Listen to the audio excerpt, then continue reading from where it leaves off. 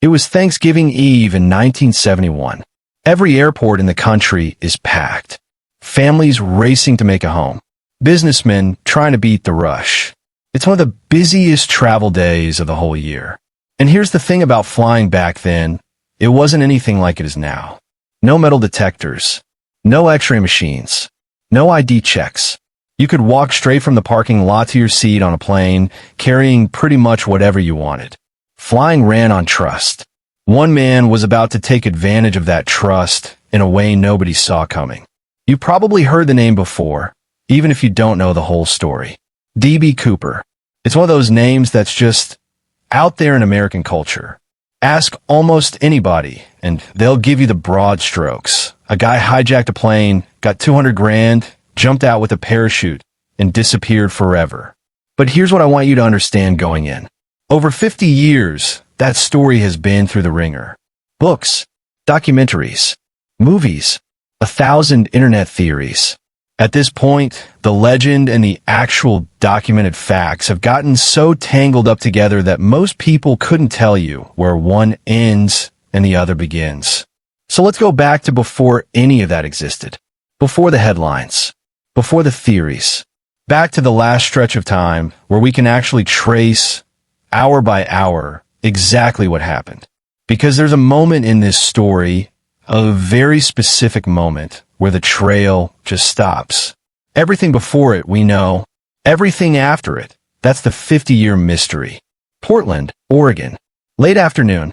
Thick gray clouds hanging low, the way they always do in the Pacific Northwest in November. Northwest Orient Flight 305 is getting ready for a short hop up to Seattle. 30 minutes in the air, tops. Just another routine flight. Nobody has any idea it's about to become one of the most studied flights in American history. Somewhere in the crowd walking through Portland International that afternoon is a middle-aged man. Dark suit, white shirt, black tie, loafers polished, a dark raincoat over the top. Because, well, it's the Pacific Northwest. He's carrying a black briefcase and a paper bag. That's it. Witnesses later describe him as calm, polite, almost forgettable, the kind of guy you'd walk right past and never think about again. He walks up to the counter and buys a one-way ticket to Seattle. Pays cash, $20. The name on the ticket? Dan Cooper. Somewhere down the line, a reporter gets it wrong and writes D.B. Cooper instead. That mistake sticks. 50 years later, it's the only name anybody remembers, even though it was never actually his. Around 2:50 in the afternoon, he boards the plane. Boeing 727. Takes seat 18C near the back. 36 other passengers on board. 6 crew. Nobody looks twice at him. He orders a bourbon and soda. Lights a cigarette. Completely normal thing to do on a plane in 1971. Looks out the window. Waits. One of the flight attendants, Florence Schaffner, will later say he was polite. Soft-spoken. Nothing about him raised a single red flag. No nervous energy. No twitchy hands. Just a guy on a business trip. At 2:58, the plane takes off. For a few minutes, nothing. People settle in. Somebody unfolds a newspaper. A few passengers are probably already thinking about Thanksgiving dinner tomorrow. The plane climbs up through the clouds. And then, just a few minutes after takeoff, the man in seat 18C quietly hands Florence a folded note. She doesn't even open it right away. Flight attendants get notes passed to them all the time. Usually some guy's phone number scribbled on napkin. She just slides it in her purse and keeps walking the aisle. He looks at her. Calm as anything. You'd better look at that note, he says. I have a bomb. No shouting. No panic in his voice. None of that dramatic movie hijacker energy you'd expect. Just a quiet, simple sentence. She opens the note. Nobody actually knows what it said, word for word. The FBI held on to it as evidence for years, and then somehow lost it. But we do know the gist. He had a bomb, and he wanted her sitting next to him. She sits. He opens the briefcase just enough for her to see inside. Red cylinders. Wires. A big battery. Was it a real bomb? Nobody's ever been able to say for sure, then or now. But sitting inches away from it, 30,000 feet in the air, I don't think it much mattered whether it was real. It was real enough. And then, calm as can be, he lays out exactly what he wants. $200,000 in 20s for parachutes. A fuel truck waiting on the tarmac in Seattle. No hesitation. No stumbling over the details like a guy making it up on the spot. It sounds rehearsed, like he's run through this exact conversation in his head 100 times before he ever stepped on that plane. The note gets passed up to the cockpit. The captain reads it, doesn't say a word to the passengers. Within minutes, the airline knows. Then the FBI knows.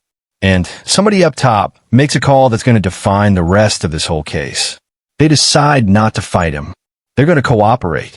So the plane just stays up there, circling over Seattle while the ground crew scrambles to put together $200,000 in 20s and track down 4 parachutes. And here's the wild part. Inside the cabin, almost nobody knows any of this is happening. Passengers are just sitting there, chatting, looking out the window as the daylight starts fading behind the clouds. A handful of people on that plane understand they're now sitting in the middle of one of the biggest FBI operations happening in the entire country that day. And the guy who started it all? He's relaxed, almost eerily relaxed. He orders another bourbon, pays for it, tells the flight attendant to keep the change. Think about that for a second. The man is in the middle of committing a federal crime, and he's tipping. As the plane keeps circling, time is working in his favor. Every extra minute gives the FBI more time to get organized on the ground. But it's also giving him something. He's not just sitting there waiting for his money. He's watching, studying how everyone around him reacts under pressure. The crew, the calls going back and forth to the cockpit, all of it. He's not just along for the ride. He's running the whole thing. And when Flight 305 finally starts its descent into Seattle, that's when the part of this story we can actually prove starts running out. By the time Flight 305 lined up for the runway at Seattle-Tacoma, the sun was already gone. Outside, ambulances and police cars were parked at a careful distance. FBI agents, airline officials, cops, everybody just watching, waiting, trying to guess what was happening inside that plane. And every single one of them knew the same thing. One wrong move, and people could die. Here's what's wild, though. This whole thing doesn't play out like some chaotic Hollywood hijacking. It's eerily calm, almost orderly. The plane touches down around 5:46, over 2 hours after leaving Portland. Following his instructions to the letter, they taxi it off to an isolated part of the airport, away from the terminals. Lights inside get dimmed. Window shades stay shut. He didn't want an audience. Outside, meanwhile, everybody's scrambling. Bank employees are counting out exactly 10,000 $20 bills, $200,000 total, and before a single one gets handed over, they photograph every bill, every serial number, because somebody in that operation is already thinking ahead. If this guy gets away, those numbers might be the only thread anybody ever gets to pull on. Now here's a detail that's bugged investigators for over 50 years. He didn't ask for 1 parachute. He asked for 4. 2 main chutes, 2 reserves. At first that just sounds excessive, right? But think about it from the FBI's side for a second. If they think he's planning to take a hostage down with him, they're not going to risk sabotaging any of those parachutes, because what if the wrong person ends up wearing the bad one? So some people believe that's exactly why he asked for 4. Not because he needed 4, because asking for 4 kept everybody honest. Was that really his plan? Or did he just understand exactly how the people negotiating with him would think? Nobody's ever been able to prove it either way. But even now, that one request is considered one of the clear signs that this guy had thought through every angle before he ever stepped foot on that plane. Eventually, the money shows up. The parachutes show up. And only then does he let the passengers go. One by one, 36 people walk off that plane into the cold. And get this, a bunch of them had no idea what had actually happened. They just thought it was a really long, really weird delay. Some of them didn't find out they'd been on a hijacked flight until they saw it on the news that night. For them, nightmare over. Go home. Eat your turkey tomorrow. But for the 4 people still on that plane, the captain, the first officer, the flight engineer, and 1 flight attendant, the scariest part was just getting started. Once the passengers are off, he checks the money. Doesn't celebrate. Doesn't smile. Just satisfied, like a guy checking off a box on a to-do list. Then he gives the crew a new set of instructions. He wants the plane back in the air. Destination, Mexico City. But, and this is where it gets interesting, he's got very specific conditions. Fly at about 10,000 feet. Landing gear stays down partway. Flaps extended to 15 degrees. Cabin pressure kept low. And keep the speed around 170 knots. Way slower than a plane like that would normally fly. Now, if you don't know planes, that probably sounds like nothing. But to anybody in aviation, that list is a giant flashing sign. See, the Boeing 727 has this one weird feature most passengers never even notice. There's a staircase built into the tail of the plane that can actually be lowered mid-flight. Cooper knew about it. Not just that it existed. He knew the exact flight conditions you need to actually use it safely. Slow speed, low altitude, specific flap settings. That's not common knowledge. That's not something you just happen to know. So the question everybody's been asking for 50 years is, how did he know that? Was he in the military? An engineer? A skydiver? Did he used to work for an airline? Or did he just do his homework? Read everything he could get his hands on before pulling this whole thing off? Nobody knows. That's the honest answer. Nobody knows. Turns out, though, the plane can actually make it all the way to Mexico City. Not flying that slow, that low. Doesn't have a range. So Northwest Orient tells him they need to stop and refuel. They land on Reno. And Cooper just agrees. No argument. No threats. Just a calm, practical conversation, like they're rescheduling a business meeting. That's the pattern with this guy the entire time. Cool. Reasonable. Almost polite about it. One more hiccup before takeoff. The crew tells him it's not safe to have that rear staircase down during takeoff. He agrees to keep it closed until they're airborne. Again, a guy holding all the cards, and he's still willing to listen to reason when somebody gives him a good explanation. That tells you something about him, too. At 7:40 that night, Flight 305 takes off one more time. This time, there's only 5 people on that plane. For crew, 1 hijacker. It's fully dark now. Rain's coming down over western Washington. Thick clouds below. If you're planning on jumping out of a plane, this is about as bad as conditions get. Inside, Cooper asks the flight attendant, her name was Tena Bar, to stay with him for a bit while the plane levels off. She'd later say he was completely calm. Voice steady. Movements controlled. Nothing about him looked like a man about to do something insane. Then he gives her one last instruction. Go to the cockpit. Close the door. Don't come out. She hesitates for a second. Some accounts say she even offers to help him with the parachute rigging. He tells her no. That's it. That's the last conversation anybody would ever have with D.B. Cooper. She walks into the cockpit. The door shuts behind her. And from that second on, nobody ever sees him again. Everything that happens next happens behind a closed door. The pilots keep flying south, exactly like they were told. Around 8 o'clock, a little warning light in the cockpit flickers on. The rear stairs have been activated. A few minutes later, the whole plane just feels different. Handles different. And then, at 8:13 p.m., something happens that every single person in that cockpit will remember for the rest of their lives. The plane pitches upward. Not violently. Just enough that everyone up front feels it. Like something heavy had suddenly left the aircraft. Nobody can see into the cabin. Nobody opens that door. They just keep flying the course they were given. At the time, it's just one more strange moment in an already unbelievable night. It won't mean anything until later. Almost 2 hours after that, Flight 305 lands safely in Reno. Cops surround the plane within seconds. Armed teams moving in slow, careful, deliberate. Every single one of them expecting to find an armed man still sitting on that plane. The rear stairs are hanging wide open. The cabin lights are glowing soft against the dark Nevada night. They go in. The money's gone. One parachute's missing. Left behind his black clip-on tie. The tie clip. 2 parachutes he never used. And the man himself? Gone. No trace. No sign. Nothing. That's the last confirmed moment anybody has of D.B. Cooper. Everything up to that point, witness accounts, cockpit records, physical evidence, it's all solid. Rock solid. But from that instant forward, the trail doesn't fade out slowly. It just stops. And that leaves us with the question that's been sitting there for over 50 years now. Did this guy actually pull off the only unsolved hijacking in American history?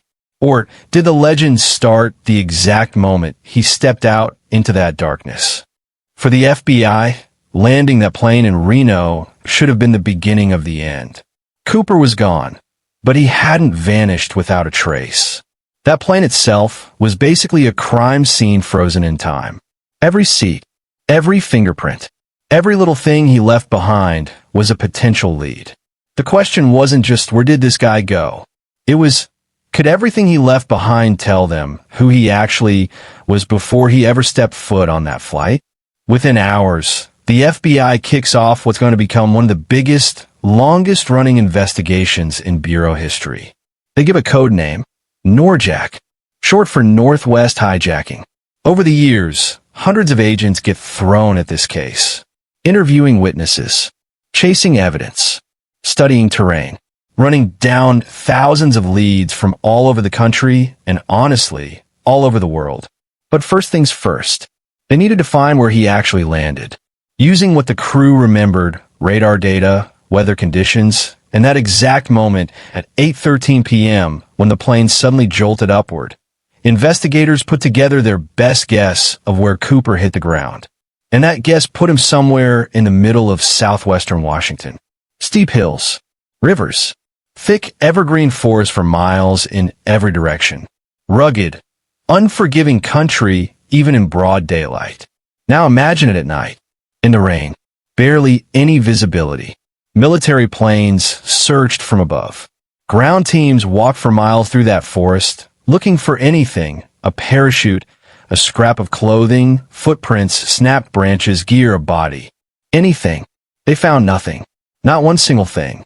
And that empty search immediately splits into 2 totally different stories. Story 1. Maybe he actually pulled it off. Landed clean, grabbed his gear, and disappeared into the night before anyone even started looking.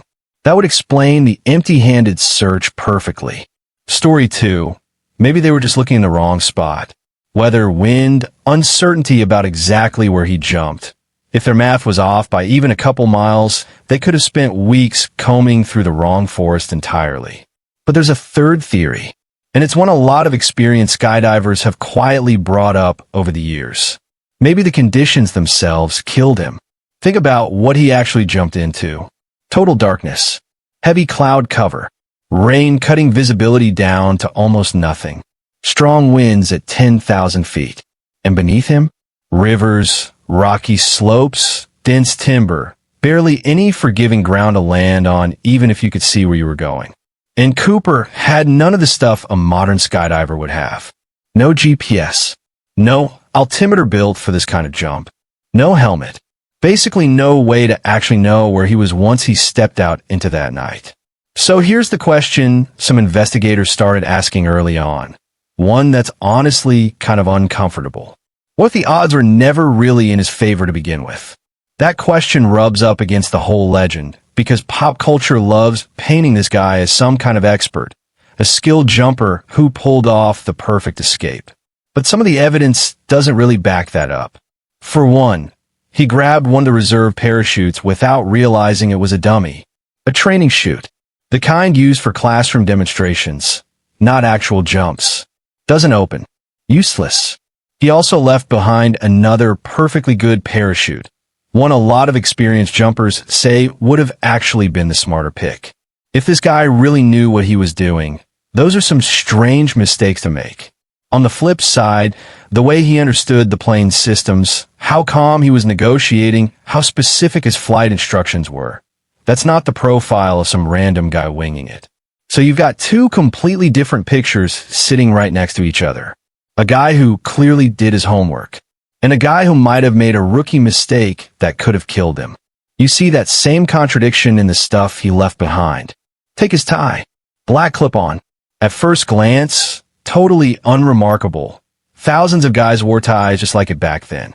But since he'd taken it off right before getting ready to jump, investigators figured it might be holding on to trace evidence.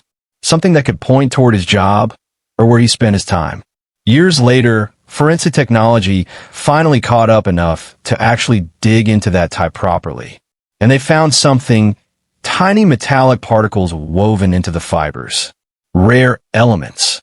The kind you typically associate with specific industrial environments. Some researchers think that points toward aerospace work or metal fabrication, somewhere with that kind of material floating around. It's a genuinely interesting lead, but it's not proof of anything. Those particles could have come from a dozen different places. Nobody's ever been able to tie them to one specific job or one specific person. Even now, all these years later, that tie gives you clues, not answers. And then there's the stuff that just slipped through the cracks entirely. Witnesses remembered him smoking through parts of the flight. If those cigarette butts had been kept, you're potentially looking at DNA evidence decades before anyone even knew to think that way. They're gone. Nobody knows exactly what happened to them. Lost, tossed, misplaced somewhere in the shuffle. It's one of those brutal little details you run into with old cases like this. Stuff that would get the full forensic treatment today just wasn't on anybody's radar back in '71. Still, the FBI didn't quit. Word gets out about the hijacking, and the tips start pouring in. Thousands of them. People calling in convinced Cooper was their old neighbor. Their missing uncle. Former military guys, airline mechanics, skydivers, engineers. Everybody's got a theory about who this man really was. Over the decades, investigators seriously looked into more than 1,000 different people. Some of them looked promising for a while. Most got ruled out fast. Not one, not a single one, has ever been conclusively confirmed as the guy who walked on a Flight 305. Then, almost 9 years after it all happened, the case takes a turn nobody saw coming. Not from the FBI, not from some deathbed confession, from a family picnic. February 1980. 8-year-old Brian Ingram is digging around in the sand along the Columbia River at a spot called Tena Bar, while his family sets up for a picnic nearby. Just a kid messing around in the dirt. And he digs up a few decaying bundles of $20 bills. The cash is falling apart after all those years buried in sand and river water. But investigators check the serial numbers. They match. Exactly. To the ransom money handed over on that plane almost a decade earlier. For the first time since Cooper walked off into the darkness, there's an actual physical piece of this mystery, and it didn't come out of some FBI file cabinet. It came out of Riverbank. But instead of answering anything, it just opens up a whole new set of questions. Why only part of the money? Why did it end up there of all places? And where's the rest of it? If Cooper survived, why would he leave part of his own ransom money behind? And if he didn't survive, if he died out there somewhere in that forest, how did just these few bundles make it all the way to that riverbank while nothing else ever turned up? That discovery on the Columbia River is still, to this day, one of the most picked apart pieces of evidence in the entire case. And more than 40 years later, nobody's fully agreed on what it actually means. That discovery at Tena Bar, it spawned documentaries, books, entire theories built around it, because it's the one piece of physical evidence that actually seemed capable of cracking this whole case wide open. But the closer investigators looked at it, the more it just contradicted itself. If that money had just drifted downstream naturally over the years, why did only those specific bundles ever turn up? And if somebody buried it on purpose, who did it? When? Geologists studied that riverbank for years and never agreed on an answer. Some say the river deposited it there naturally. Others look at the sand layers and say that doesn't add up, that it got there some other way entirely. Nobody's explanation covers everything. Even the single strongest piece of physical evidence in this entire case refuses to give you a clean story. And honestly, That's the pattern with this whole investigation. Every lead that looks promising answers one question and opens up two more. As the years turned into decades, the whole focus of this case started to shift. It wasn't really about finding evidence anymore. It became about finding the man. Names started showing up in headlines. Former soldiers, professional skydivers, guys with criminal records, airline mechanics, engineers. Some of these guys got serious public attention because parts of their life just seemed to fit. Maybe they looked like the sketch. Maybe they said something suspicious right before they died. Maybe a family member got convinced that dear old dad had some secret past nobody knew about. But here's the thing about investigators. Suspicion was never enough for them. Every single name had to survive the same test. Does the physical evidence actually back this up? And over again, it just didn't. Some guys had the skydiving chops, but no real connection to the Pacific Northwest. Others lived right in the search area, but had zero background in aviation. A few matched the witness sketch pretty well, until somebody dug up an actual photo of them from 1971 and the resemblance fell apart. A handful looked genuinely promising, right up until fingerprints or military records or some other hard fact knocked the theory down. What's strange about this case isn't that there's no suspects. It's that there's too many. Hundreds of guys have looked convincing enough to make headlines over the years. Not one of them has ever checked every box. Which makes you wonder, maybe everybody spent so much energy looking for the man that they've overlooked something more important. The evidence itself. Over time, this story stopped just being a crime. It turned into something bigger. Pop culture basically turned this guy into an outlaw folk hero. The mystery man who outsmarted the entire FBI disappeared into the woods with a fortune and vanished like a ghost. It's a great story, but how much of it actually holds up? Take the idea that he was some kind of expert skydiver. Makes sense why people believe it, right? Jumping out of a commercial jet at night in bad weather, that sounds like something only a pro would even attempt. But when actual experienced parachutists looked at the details, a lot of them started raising eyebrows. The chute he picked was usable, sure, but not necessarily what a skilled jumper would have chosen. He was wearing regular business shoes. Not exactly built for landing hard in the woods. His clothes weren't built for freezing temperatures or a crash landing through pine trees. And the conditions themselves, total darkness, heavy rain, made navigation nearly impossible even for somebody who knew what they were doing. None of that proves he was an amateur, but it sure doesn't paint the picture of some flawless professional either. Then there's the idea that he planned every single detail down to the letter. Same problem. The evidence doesn't fully back that up either. He clearly understood things about that 727 that most people wouldn't. He negotiated with a level head the whole time. But some of his choices, like grabbing a dummy training parachute without realizing it, don't exactly scream meticulous planner. So maybe the truth is somewhere in between. Maybe he prepared for a lot of it and missed some critical details. Maybe some parts of this played out exactly the way he wanted, and other parts came down to pure luck. The evidence leaves room for all of that. And then there's the biggest question of all. Did he even survive? This is where things get really blurry, where the line between what actually happened and what people want to believe happened gets almost impossible to find. No bodies ever turned up. No confirmed trace of him after that jump. Ever. No confession that's held up to scrutiny. No deathbed admission that's ever actually checked out. He could have survived. He could have died out there in those woods that same night. Neither one has ever been proven. And honestly, that might be exactly why this case has stuck around in people's heads for 50+ years. We're wired to want endings. We want our stories to wrap up neatly, to fit somewhere in the history books with a clear resolution. This case just won't give us one. It leaves us stuck at 8:13 p.m., hanging over those dark forests in the Pacific Northwest. A man steps out into the night. The plane gets lighter. That staircase swings open in the wind behind him. And then, nothing. For over 50 years, people kept chasing this. New forensic tech got applied to old evidence. Researchers spent years of their lives studying flight paths, weather patterns, river currents, that ransom money, every suspect's background. Then in 2016, the FBI made an announcement. They were done. Not solved, done. They were pulling resources off the case to focus on higher priority stuff. That wasn't the FBI saying they'd figured it out. It was the FBI saying, after one of the longest investigations they've ever run, they still had nothing solid enough to call an answer. That closed the official investigation.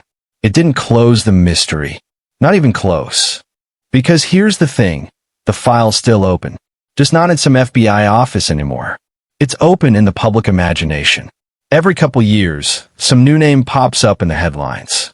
A new theory gets traction. Some old document turns up in a filing cabinet somewhere. Some researcher swears they've finally cracked it. And every single time, the same question comes right back around. Could this finally be the guy? Maybe someday, some old photo or letter sitting in somebody's attic is going to blow this whole thing wide open. Or maybe the real mystery here was never really about who D.B. Cooper actually was. Maybe it's about how one random Wednesday afternoon in November of 1971 turned into something so much bigger than a crime. It became an American legend. Not because we got all the answers, but because we never did. That's really the whole paradox of this case. We know exactly how it started. We know everything that happened on that plane. We know the second that money changed hands. We even know the exact moment that aircraft got lighter 30,000 feet over those forests. And then, almost impossibly for a crime this well documented, it just dissolves into nothing. Somewhere between the roar of those engines and the darkness below him, the evidence runs out, and the legend takes over. 50 years later, we're still trying to figure out exactly where one ended and the other one began. Thank you for watching. If you enjoy well-researched true crime documentaries that separate fact from fiction, subscribe to the channel and turn on notifications for more stories every week.